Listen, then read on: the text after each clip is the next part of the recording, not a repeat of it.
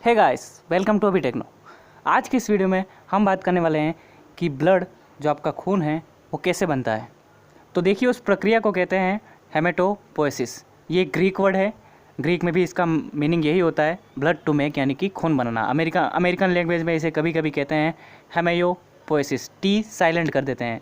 तो इसका भी मीनिंग यही है, ब्लड सेल्यूलर कंपोनेंट्स, मतलब कि जो खून के अंदर कंपोनेंट होते हैं वो कैसे बनते हैं। तो इस वीडियो को आप पूरा देखिएगा, तो मैं आपको पूरा समझाने वाला हूँ कि ब्लड किस तरह से बनता है, ब्लड के जो डिफरेंट पार्ट्स हैं वो किस तरह से बनते हैं। और यहाँ पे कुछ चीज़ें बता दूँ मैं आपको कि ये जो सारा ब्लड का पार्ट जो बनता है वो एक सेल में से निकल के आता है, हेमेटोपोएटिक स्टेम सेल्स मैंने अपने वीडियो में बता रखा है, बोन मेरो वाले वीडियो में, तो आप उसे भी जाके देख सकते हैं। तो यहाँ पर एक और फैक्ट दिया हुआ है ब्लड के बारे में। एक हेल्दी एडल्ट पर्सन, यानी कि जिसकी उम्र 18 साल के लगभग है, करीब में है, वो लगभग 10 टू पावर 11 से 10 टू पावर 12 नए ब्लड सेल बनाता है। 10 टू पावर 11 का मतलब होता है 10 के पीछे 1 के पीछे 11 शून्य लगा दीजिए। तो दोस्तों, मैं वीडियो शुरू करने से पहले चाहता हूँ कि ये क्वेश्चन पूछ लूँ आपसे, जिससे आपकी नॉलेज थोड़ी बढ़ जाए, और मैं चाहता हूँ कि इसका आंसर आप सब कोई कमेंट में दीजिए। तो दोस्तों, ये क्वेश्चन आपको स्क्रीन पर दिख रहा है। ये क्वेश्चन है कि दुनिया का वो कौन सा देश है जहाँ पे सबसे ज़्यादा टूरिस्ट आते हैं। तो यहाँ पे चारों ऑप्शन आप देख सकते हैं। पहला ऑप्शन है अमेरिका, दूसरा है फ्रांस, तीसरा है इंडिया, चौथा है साउथ कोरिया। तो आप इसका आंसर कमेंट बॉक्स में दीजिए। आंसर वैसे भी आपको लास्ट में वीडियो के मिल जाएगा।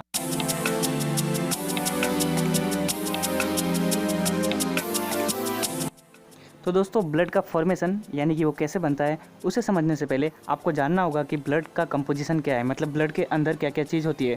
तो मैं बता दूं कि आपको ब्लड के अंदर 3 ग्रुप होते हैं, जिसे हम मेनली डिवाइड कर सकते हैं। पहला ग्रुप होता है रेड ब्लड सेल, उसे हम कहते हैं एरिथ्रोसाइट्स। दूसरा ग्रुप होता है वाइट ब्लड सेल, जिसे हम कहते हैं ल्यूकोसाइट्स। और तीसरा लास्ट ग्रुप होता है प्लेटलेट्स, जिसे हम कहते हैं थर्मोबोसाइट्स। अब जो वाइट ब्लड सेल है उसे भी 3 ग्रुप में बांटा गया है। पहला नाम है ग्रेनुलोसाइट, दूसरा है लिम्फोसाइट और तीसरा है मोनोसाइट्स। तो दोस्तों, जैसे कि मैंने पहले आपको बताया कि जो खून होता है वो बोन मैरो से बनता है, ना कि आपकी नसों में जो ब्लड स्ट्रीम है उसमें नहीं बनता है, बल्कि मैरो से बनता है, जो आपके बोन्स में रहे हुए हैं। तो मैंने आपको पहले 3 पार्ट बताए थे, white blood cell, red blood cell और प्लेटलेट।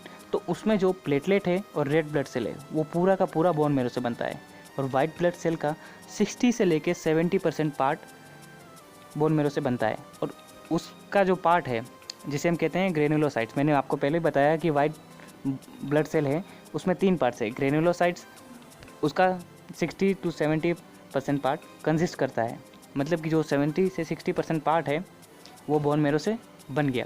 अब बाकी बचा 30 टू 40%। अब लिम्फोसाइट्स है वो भी 20 से 30% तो कंसिस्ट करता है। अब ये कहाँ बनता है? तो ये बनता है लिम्फेटिक टिश्यू और थाइमस, स्प्लीन, यहाँ से बनता है लिम्फोसाइट, वो भी 20 से 30% कंसिस्ट करता है। अब जो बचा है 4 से 8%, जिसे हम कहते हैं मोनोसाइट्स, अब वो कहाँ से बनता है? तो वो बनता है रेटिकुलो एंडोथेलियल टिश्यू में से। वो होती है स्प्लीन, लिवर, लिम्फ नोड्स, बाकी जगह पर। तो इस तरह से खून के अलग अलग हिस्से अलग अलग जगह से बनते हैं, लेकिन मेन काम होता है बोन मैरो का। तो ये मेरा वीडियो आप देख लीजिएगा बोन मैरो का, ये बहुत ज़्यादा इंपॉर्टेंट है आप लोगों के लिए। तो दोस्तों, अब क्वेश्चन आता है कि इंसान जब उसकी माँ के पेट में होता है तब उसके शरीर में रेड ब्लड सेल या जो बाकी 2 बचे सेल्स हैं वो कैसे बनते हैं, क्योंकि उस टाइम पर तो बोन मैरो होगा नहीं। तो उसका आंसर भी है यहाँ पर।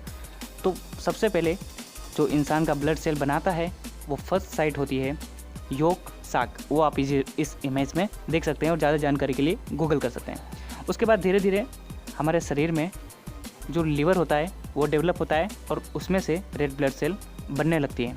लेकिन अब जब बड़े होते जा रहे हैं इंसान, जैसे जैसे इंसान बड़ा होता है, अब वो जगह ले लेती है बोन मैरो, और वहाँ से मैंने आपको पहले बता दिया कि सारे रेड ब्लड सेल, सारा प्लेटलेट और 60 to 70% part of white blood cell बनता है।